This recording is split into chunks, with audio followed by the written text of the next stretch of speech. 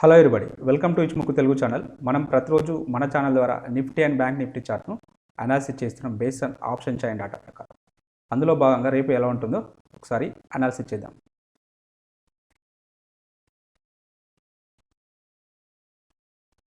ముందుగా sorry friends, నిన్నటి రోజున సాటర్డే రోజున ఒక ఎడ్యుకేషనల్ వీడియోని నేను చేయలేకపోయాను, టైం దొరకలేదు. సో మళ్ళీ ఈ వీక్లో కానీ ఎప్పుడైనా టైం దొరికినప్పుడు నేను వీడియోని చేసి మన ఛానల్ నుంచి ఆ టాపిక్ని కవర్ చేస్తాను. ఇక నిఫ్టీ యొక్క ఇంట్రాడే చార్ట్ని అనాలిసిస్ చేసినట్టయితే నిన్న సిపిఆర్తో పోల్చుకున్నప్పుడు ఈరోజు సిపిఆర్ అనేది హయ్యర్ వాల్యూ సిపిఆర్ రావడం జరిగింది. ప్రైస్ అనేది more than 100 points gap up తోటి అయితే ఓపెన్ కావడం అయితే జరిగింది. సో ఈ సందర్భంలో మనం ఎలాంటి ట్రేడ్ తీసుకోవడానికి పాసిబిలిటీ ఉంటుందో చూద్దాం. సో ప్రైస్ అనేది సిపిఆర్ పైన ఓపెన్ అయింది, పర్టికులర్గా R1 పైన అండ్ ప్రీవియస్ డే హై పైన ఓపెన్ కావడం అయితే జరిగింది. సిపిఆర్ విడ్త్ అనేది యావరేజ్గానే ఉండడం అయితే జరిగింది. సో మరి మనం ఎలాంటి ట్రేడ్ తీసుకోవాల్సి వస్తుంది? ఇన్ జనరల్గా R1 బ్రేక్అవుట్ అయితే R2 కోసం తీసుకుంటాం. ఇక్కడ ఇది ఓపెన్ అవుడే నియర్లీ R2 దగ్గర ఓపెన్ అయింది. సో R2 దగ్గర ఓపెన్ అయినప్పుడు సో మనం ఒకవేళ ఈ సిపిఆర్ విడ్త్ అనేది వైడ్గా ఉండి ఈ ప్రీవియస్ డే హై అనేది ఇన్ బిట్వీన్ ఇక్కడ ఇలా ఉంటే మనం రివర్సల్ ట్రేడ్స్ R1 దగ్గర కానీ R2 దగ్గర కానీ లేదా రివర్సల్ ట్రేడ్స్ కోసం అయితే చూస్తాం. బట్ ఈ ఓపెన్ అవుడే ప్రైస్ అనేది R2 దగ్గర ఓపెన్ కావడం జరిగింది. సో ఈ మన ప్రీవియస్ డే హై అనేది కరెక్ట్ సిగ్నల్ అనేది ఇవ్వలేదు, అంటే ఒకవేళ షార్టింగ్ ఆపర్చునిటీ కోసం చూసినట్టయితే. సో మరి ఇలాంటి సందర్భంలో మనం ట్రేడ్ తీసుకోవాల్సి వస్తే R2 బ్రేక్అవుట్ అయిన తర్వాత మాత్రమే ట్రేడ్ అయితే తీసుకోవాలి. సో పర్ఫెక్ట్గా ట్రేడ్ అంటే ఇక్కడ ఒకసారి బ్రేక్అవుట్ అయింది, బట్ ఇది పార్షియల్గా మాత్రమే అయింది. కంప్లీట్గా బ్రేక్అవుట్ అంటే ఇది అవుతుంది, ఈ క్యాండిల్ అవుతుంది. దీని హై పైన మనం ట్రేడ్ తీసుకోవాలి. దీని హై పైన మనం ట్రేడ్ తీసుకుంటే సో మన యొక్క ఎంట్రీ పాయింట్ ఇది అవుతుంది, మన యొక్క స్టాప్ లాస్ అనేది ఇది అవుతుంది. సో మన యొక్క టార్గెట్ అనేది ఇది అవుతుంది, లేదా దీనికి 1:2 టైమ్స్ ఇదైతే అవుతుంది. సో ఇక్కడ ఎంట్రీ లభించింది, బట్ టార్గెట్ అయితే రీచ్ కాలేదు. లేటర్ పీరియడ్లో స్టాప్ లాస్ అయితే హిట్ కావడం అయితే జరిగింది. సో ఇంత గ్యాప్ అప్ తోటి వచ్చినప్పుడు ఇన్ జనరల్గా ట్రేడ్ చేయకపోవడమే ఉత్తమం. ఎందుకంటే సో ఆల్రెడీ 100 పాయింట్స్ పైన గ్యాప్ అప్ తోటి ఓపెన్ అయింది. సో ఆల్ టైమ్ హై దగ్గర కొనసాగుతుంది.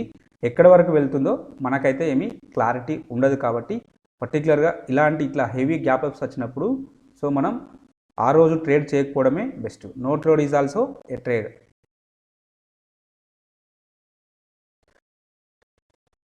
ఇక క్యామెరా ఇండికేటర్ ప్రకారం కూడా నో ట్రేడ్. ప్రైస్ అనేది అబోవ్ H4 పైన ఓపెన్ అయితే కావడం జరిగింది.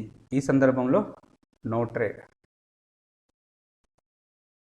ఇక సప్లై డిమాండ్ జోన్స్ గురించి డిస్కషన్ చేస్తే మనం ఇవ్వబడిన జోన్స్కి ప్రైస్ అనేది రీచ్ కాలేదు, కాబట్టి నో ట్రేడ్. వీటి ప్రకారం రేపటి రోజున పాసిబుల్ జోన్స్ను ఒకసారి చూద్దాం.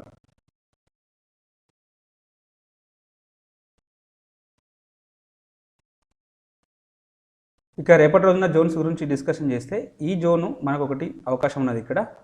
సో ఇక్కడ ఈ గ్యాప్ ఫిల్లింగ్ అంతా మన గ్యాప్ను కూడా ఒక డిమాండ్ జోన్గా యాక్ట్ చేద్దాం. ఈ గ్యాప్ ఫిల్ చేయడానికి అయితే అవకాశం అయితే ఉంటుంది.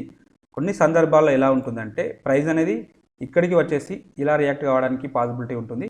చూడండి, ఇక్కడ ఇదే ఇంట్రాడే టైం ఫ్రేమ్లోనే రావడం జరిగింది. ఇప్పుడు ఇదంతా మనకు ఓపెనింగ్ గ్యాప్ అప్లో ఉన్నది.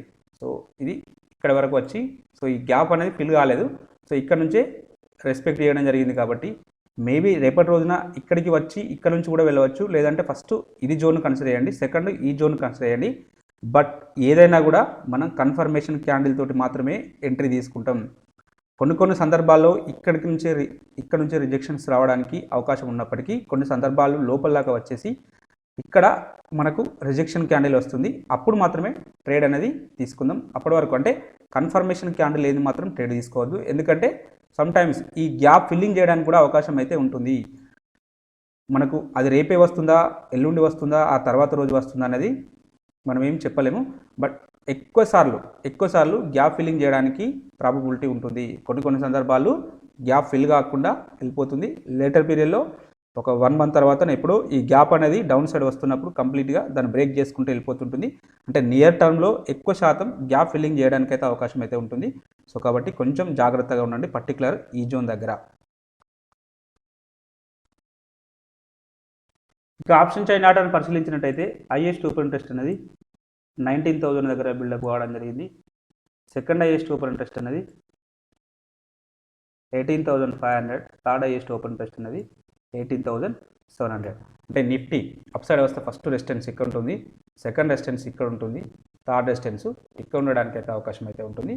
వీటిలో సిగ్నిఫికెంట్గా ఒకే రోజు హైయెస్ట్ ఓపెన్ ఇంట్రెస్ట్ అనేది ఇక్కడ బిల్డప్ అవ్వడం జరిగింది. అంటే 18,700 అనే లెవెల్ మనకు స్ట్రాంగ్ రెసిస్టెన్స్ లాగా యాక్ట్ చేయడానికి అయితే అవకాశం అయితే ఉన్నది. అలాగే ఓవరాల్ సినారీ మనం పరిశీలించినట్టయితే ఇక్కడ సంవాట్ మనకు మిక్స్డ్ ట్రెండ్ అయితే ఉండడం జరిగింది. కాబట్టి పుట్ సైడ్ డాటాను కన్సిడర్ చేద్దాం. ఇక పుట్ సైడ్లో హైయెస్ట్ ఓపెన్ ఇంట్రెస్ట్ అనేది 18,100 దగ్గర ఉన్నది. సెకండ్ హైయెస్ట్ ఓపెన్ ఇంట్రెస్ట్ అనేది 17,950 18,000 దగ్గర ఉన్నది. 18,000 దగ్గర ఉండడం జరిగింది. థర్డ్ హైయెస్ట్ ఓపెన్ ఇంట్రెస్ట్ అనేది 18,200 దగ్గర ఉండడం అయితే జరిగింది. అంటే నిఫ్టీ డౌన్ సైడ్ వస్తే ఫస్ట్ సపోర్ట్ ఇక్కడ ఉంటుంది, సెకండ్ సపోర్ట్ ఇక్కడ ఉంటుంది, థర్డ్ సపోర్టు 18,000 దగ్గర ఉండడానికి అయితే అవకాశం అయితే ఉన్నది. అలాగే వీటిలో సిగ్నిఫికెంట్గా ఒకే రోజు హైయెస్ట్ ఓపెన్ ఇంట్రెస్ట్ అనేది ఇక్కడ బిల్డప్ కావడం జరిగింది. కాబట్టి ఈ లెవెల్ 18,200 అనే లెవెల్ మనకు స్ట్రాంగ్ సపోర్ట్ లాగా యాక్ట్ చేయడానికి అయితే అవకాశం అయితే ఉంటుంది. అలాగే ఓవరాల్ ట్రెండ్ మనం చూసినప్పుడు ఇక్కడ పుట్ సైడ్లో షార్ట్ బిల్డప్ జరిగింది. షార్ట్ బిల్డప్ జరిగింది అంటే రేపటి రోజున పాజిటివ్ ఉండడానికి అవకాశం అయితే ఉన్నది. ఒకసారి ఇచ్ముక్ ఇండికేటర్ ప్రకారం కూడా కన్ఫర్మేషన్ తీసుకుందాం. మనం డైలీ డిస్కషన్ చేస్తుంటాం. ఇచ్ముక్ ఇండికేటర్ ప్రకారం ఫ్యూచర్ కుమో రైజింగ్ అవుతున్నంతసేపు మనం స్టాక్లో ఉండొచ్చు అని చెప్పాము. సో ఫ్యూచర్ కుమో రైజింగ్ అవుతూ ఉంది, ఇవి కూడా రైజింగ్ అవుతూ ఉన్నాయి. కన్వర్జేషన్ అయిన బేస్ లైన్. సో మనకు ఇంకా కూడా ముందుకెళ్ళడానికి అవకాశం అయితే ఉన్నది. సో ఫస్ట్ ఆఫ్ ఆల్ ఈ గ్యాప్ అనేది ఫిల్లింగ్ జరగాలి. In case first gap filling జరగాలి. ఒకవేళ జరగకపోతే ఇంకా ముందుకెళ్ళడానికే అవకాశం అయితే ఉంటుంది. ఈ గ్యాప్ ఫిల్లింగ్ జరిగే క్రమంలో మనకు ఇంట్రాడేలో వెనుకకు రావడానికి అయితే అవకాశం అయితే ఉంటుంది. సో మనకు ఒకవేళ వెనుకకు వస్తే ఈ పర్టికులర్ ఏదైతే మనం జోన్ డ్రా చేసుకున్నామో ఆ జోన్ అనేది మనకు ఒక స్ట్రాంగ్ డిమాండ్ జోన్గా యాక్ట్ అయితే అవుతుంది. సో ఈ అకార్డింగ్ టు ఇచ్ముక్ ఇండికేటర్ ప్రకారం అయితే డెఫినెట్గా ఇంకా కొత్త హై ఫామ్ చేయడానికి అయితే అవకాశం అయితే ఉన్నది. ఇంకా అవర్లీ టైం ఫ్రేమ్లో చూసినప్పుడు కూడా అవర్లీలో కూడా కంప్లీట్గా మనకు బుల్లిష్నెస్ షో చేస్తుంది. ఎందుకంటే ఫ్యూచర్ కుమో బుల్లిష్లో ఉంది అండ్ ఇవి కూడా అంటే ప్రైజెస్ అనేవి వీటిపైన ట్రేడ్ అవుతున్నాయి కాబట్టి సో డెఫినెట్గా ముందుకెళ్ళడానికి అవకాశం అయితే ఉంటుంది. సో ఇంట్రాడే టైం ఫ్రేమ్లో మనం ఒకవేళ డౌన్ సైడ్ గురించి ఆలోచిస్తే ప్రైజెస్ అనేది ఫస్ట్ ఆఫ్ ఆల్ అంటే ఇక్కడ క్లోజ్ అయింది అక్కడ ఓపెన్ అయితే నెక్స్ట్ ఇక్కడ వరకు రావడానికి ఫస్ట్ ఛాన్స్ ఉంది. ఇన్ కేస్ అది ఒకవేళ బ్రేక్అవుట్ అయ్యి గ్యాప్ ఫిల్లింగ్ జరిగి వస్తే ఇక్కడ వరకు రావడానికి పాసిబిలిటీ అయితే ఉన్నది. ఈ లెవెల్ వచ్చేసి 1 సెకండ్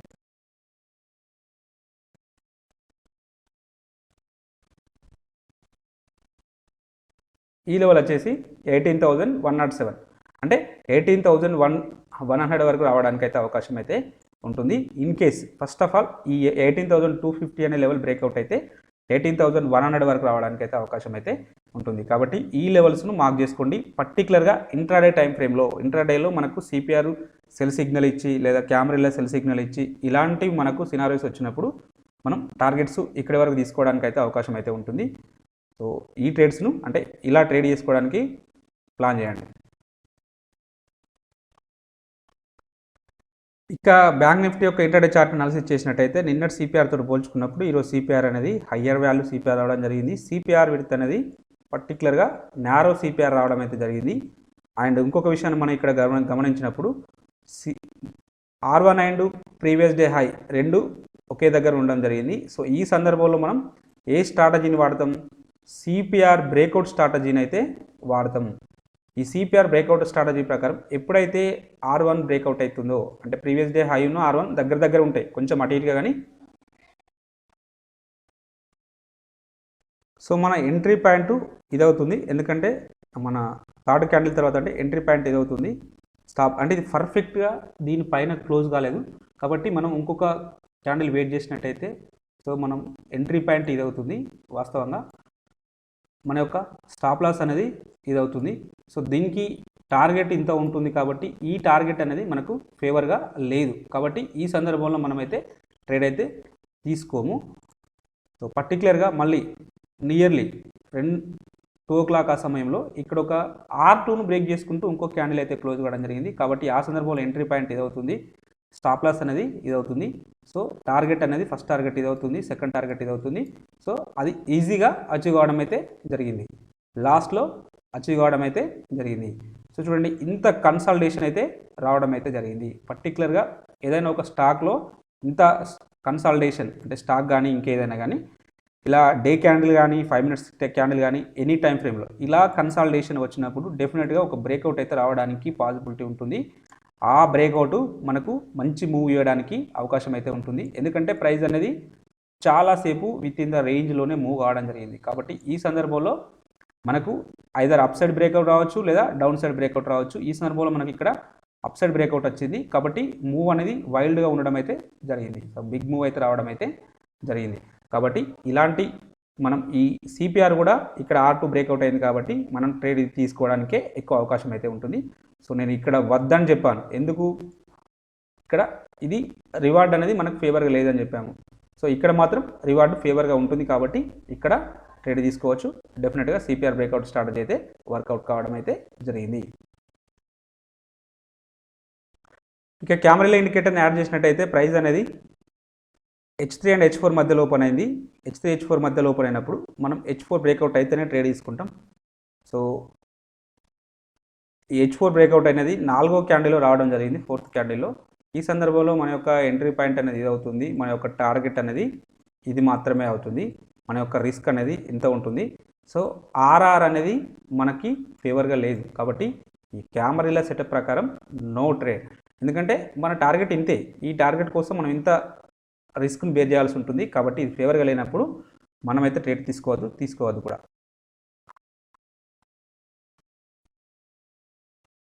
ఇక సప్లై డిమాండ్ జోన్స్ గురించి డిస్కషన్ చేస్తే మనం నిన్నటి రోజున 2 జోన్స్ ఇవ్వడం జరిగింది. సో ఈ 2 జోన్స్ సప్లై జోన్స్ ఇవ్వడం జరిగింది. బట్ ప్రైస్ అనేది వీటిని బ్రేక్ చేసుకుంటూ అప్ సైడ్ అయితే వెళ్ళడం జరిగింది. చూడండి, థర్డ్ క్యాండిల్ అనేది మనం ఇవ్వబడిన పైన ఉన్న లెవెల్ను బ్రేక్ చేసుకుంటూ అప్ సైడ్ అయితే వెళ్ళడం జరిగింది. లేటర్ పీరియడ్లో మళ్ళీ ప్రైజెస్ అనేవి ఈ లెవెల్కు రావడం జరిగింది. అంటే అప్పుడు ఇది డిమాండ్ జోన్గా యాక్ట్ అవుతుంది, డిమాండ్ జోన్గా యాక్ట్ కావడం జరుగుతుంది. సో డిమాండ్ జోన్గా యాక్ట్ అయినప్పుడు సో మన యొక్క ఎంట్రీ పాయింట్ ఇది అవుతుంది, మన యొక్క స్టాప్ లాస్ అంటే ఈ జోన్ కదా 19 పాయింట్స్ అంటే సో ఇంకొక 5 పాయింట్స్ అంటే 25 పాయింట్స్ అట్లా మనం తీసుకున్నట్టయితే ఇది మన యొక్క స్టాప్ లాస్ అవుతుంది. దీనికి మినిమం 1:2 అంటే మోర్ దెన్ 50 పాయింట్స్ పైన మన యొక్క రివార్డ్ అయితే రావడం అయితే జరిగింది. సో మనం ఇలాంటి జోన్స్ డ్రా చేసుకుంటే డెఫినెట్గా మనం ఓవర్ ఏ పీరియడ్ మనం ప్రాఫిట్లో అయితే ఉంటాం. రేపటి రోజున ఒక 2 డిమాండ్ జోన్స్ ఉన్నవి, ఈ జోన్ కన్సిడర్ చేయండి. అలాగే ఇక్కడ ఈ జోన్ కూడా ఉంది. ఈ జోన్ను మనం అంటే లాస్ట్ టైం డ్రా చేసిన జోన్ను అలానే ఉంచుతున్నాం, ఎందుకంటే ఓన్లీ 1 టైం రియాక్ట్ అయింది కాబట్టి రెండోసారి కూడా రియాక్ట్ కావడానికి పాసిబిలిటీ ఉంటుంది. కాబట్టి మనం ఈ 2 జోన్స్ను లెవెల్స్ కన్సిడర్ చేస్తూ ఏదైనా ఒక కన్ఫర్మేషన్ క్యాండిల్ వస్తేనే ఇక్కడ ట్రేడ్ తీసుకుందాం. ఇక్కడ కూడా కన్ఫర్మేషన్ క్యాండిల్ కోసమే వెయిట్ చేద్దాం. సో ఇది కొంచెం స్టాప్ లాస్ అనేది హెవీగా ఉన్నది, కొంచెం చూడండి, కన్ఫర్మేషన్ క్యాండిల్తో ట్రేడ్ తీసుకుందాం. సో ఒకవేళ ప్రైజెస్ అనేవి వీటి కింద ట్రేడ్ అయితే మాత్రం ఇది మళ్ళీ సప్లై జోన్గా యాక్ట్ అవుతుంటుంది. సో ఈ జోన్స్ని అయితే మార్క్ చేసుకోండి. ఇక ఆప్షన్ చైన్ డాటాను పరిశీలించినట్టయితే హైయెస్ట్ ఓపెన్ ఇంట్రెస్ట్ అనేది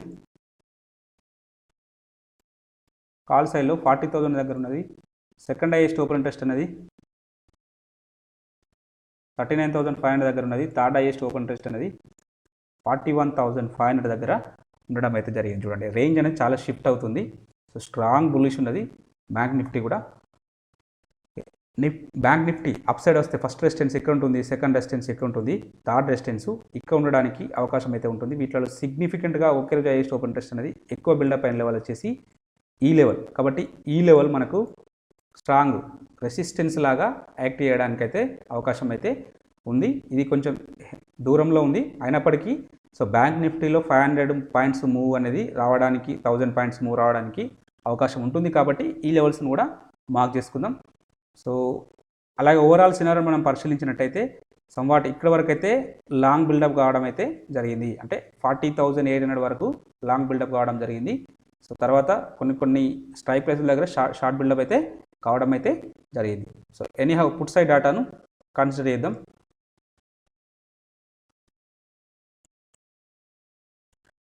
పుట్ సైడ్లో హైయెస్ట్ ఓపెన్ ఇంట్రెస్ట్ అనేది 38,500 దగ్గర ఉన్నది. సెకండ్ హైయెస్ట్ ఓపెన్ ఇంట్రెస్ట్ అనేది 39 దగ్గర ఉన్నది. థర్డ్ హైయెస్ట్ ఓపెన్ ఇంట్రెస్ట్ అనేది 38,000 దగ్గర బిల్డప్ కావడం అనేది. So bank Nifty down side వస్తే ఫస్ట్ సపోర్ట్ ఇక్కడ ఉంటుంది, సెకండ్ సపోర్ట్ ఇక్కడ ఉంటుంది, థర్డ్ సపోర్ట్ ఇక్కడ ఉండడానికి అవకాశం అయితే ఉంటుంది. వీటిలో సిగ్నిఫికెంట్గా ఒక్కరు హైయెస్ట్ ఓపెన్ ఇంట్రెస్ట్ అనేది ఈ 39,000 దగ్గర బిల్డప్ కావడం జరిగింది. అంటే ఈ లెవెల్ మనకు స్ట్రాంగ్ సపోర్ట్ లాగా యాక్ట్ చేయడానికి అయితే అవకాశం అయితే ఉంటుంది. అలాగే ఓవరాల్ సినారియోని మనం చూసినప్పుడు ఫుట్ సైడ్లో షార్ట్ బిల్డప్ జరిగింది. షార్ట్ బిల్డప్ జరిగింది అంటే రేపటి రోజున పాజిటివ్ ఉండడానికి అయితే అవకాశం అయితే ఉన్నది. ఎనీహా ఒకసారి ఇచ్చిముఖి ఇండికేటర్ ప్రకారం కూడా కన్ఫర్మేషన్ తీసుకున్నాం. ఇక ఇచ్చిముఖి ఇండికేటర్ ప్రకారం కంప్లీట్ బుల్లిష్నెస్ అయితే షో చేస్తుంది. చూడండి, ఫ్యూచర్ కుమో రైజింగ్ అవుతూ ఉంది and conversation and base line కూడా రైజింగ్ అవుతున్నాయి. కాబట్టి డెఫినెట్గా ఇంకా కొత్త హై ఫామ్ చేయడానికి కూడా సిద్ధంగా అయితే ఉన్నది. సో ఏదైనా ఒక నెగిటివ్ న్యూస్ లేకపోతే తప్ప మార్కెట్ కంప్లీట్గా రేపు కూడా ముందుకెళ్ళడానికి అవకాశం అయితే ఉన్నది, బ్యాంక్ నిఫ్టీ కూడా. సో ఎక్కడి వరకు వెళ్తుందంటే మనం ఆప్షన్స్ అండ్ డాటాను బేస్ చేసుకుంటూ వెళ్ళాల్సి ఉంటుంది. సో హైయెస్ట్ ఓపెన్ ఇంట్రెస్ట్ ఎక్కడ ఉంటే అక్కడ వరకు వెళ్ళడానికి అయితే అవకాశం అయితే ఉంటుంది. సో ఎనీహా ఒకవేళ డౌన్ సైడ్ సినారియో గురించి డిస్కషన్ చేస్తే ఈ లో అనేది బ్రేక్అవుట్ అయితే పర్టికులర్ ఈ క్యాండిల్ లో అనేది బ్రేక్అవుట్ అయితేనే ఫర్దర్గా ఈ బేస్ లైన్ వరకు రావడానికి అయితే అవకాశం అయితే ఉంటుంది. బేస్ లైన్ వచ్చేసి 37,851 వరకు రావడానికి పాసిబిలిటీ ఉంటుంది. ఇన్ కేస్ ఒకవేళ ఈ స్మాల్ క్యాండిల్ యొక్క లో బ్రేక్అవుట్ అయితేనే అప్పటి వరకు మనకు బుల్లిష్నెస్ ఉండడానికే పాసిబిలిటీ అయితే ఉన్నది.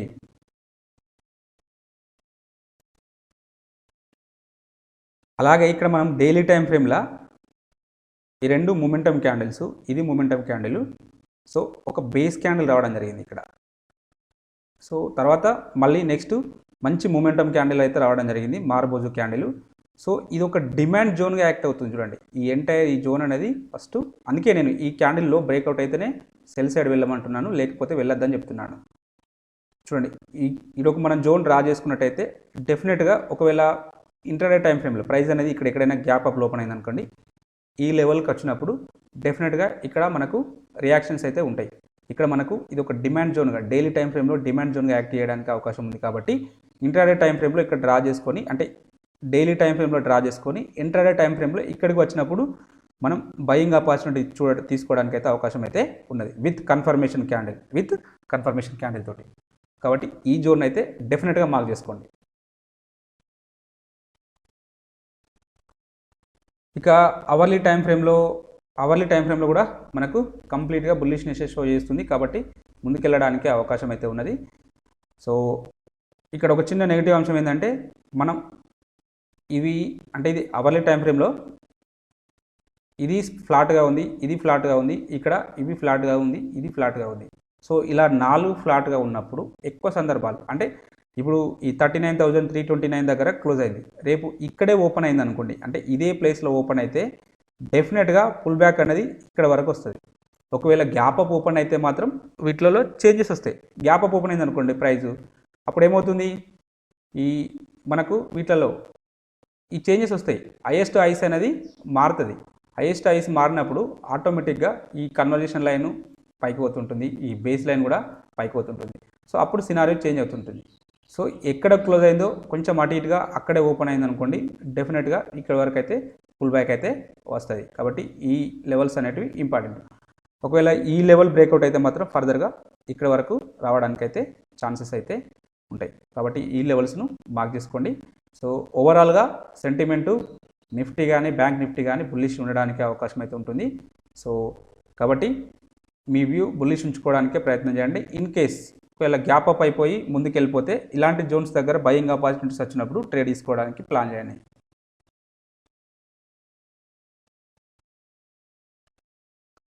రేపటి రోజున ఇంట్రాడే స్టాక్స్ వీటిని ఒకసారి మీరు వాచ్ లిస్ట్లో పెట్టుకొని అబ్జర్వేషన్ చేయండి. మీకు ఈ కంటెంట్ నచ్చినట్టయితే తప్పక లైక్ చేస్తూ షేర్ చేయగలరు, అలాగే సబ్స్క్రైబ్ చేసుకోగలరు. Thank you everybody.